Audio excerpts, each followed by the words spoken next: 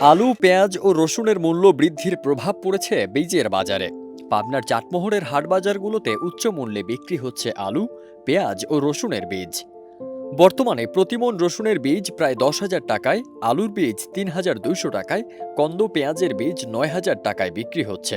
চারা পেঁয়াজ উৎপাদনের প্রতি কেজি দানা বীজ মান ভেদে বিক্রি হচ্ছে 4,500 থেকে 12,000 টাকায়।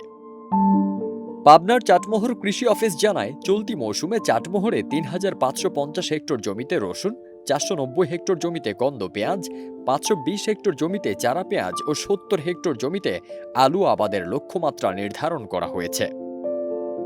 ধোলাউড়ি গ্রামের এক কৃষক জানান, বর্তমান সময়ে আলুর অস্বাভাবিক দামের কারণে অনেক গৃহস্থই বীজ রাখেননি। হাটবাজারেও ভালো মানের বীজ নেই, দু এক জায়গায় পেলেও বিক্রি হচ্ছে চড়া দামে। নিরুপায় কৃষক এখন চড়া দামে আলু, পেঁয়াজ ও রসুনের বীজ কিনে আবাদ করছেন, ফলে বাড়বে উৎপাদন খরচ। চাটমোহর উপজেলা কৃষি কর্মকর্তা জসিমউদ্দিন সংবাদ মাধ্যমকে জানান, এবার সারা দেশে আলু পেঁয়াজের সংকট ছিল।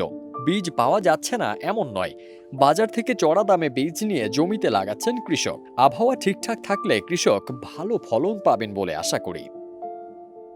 ফারদিন সানি, দেশ রূপান্তর।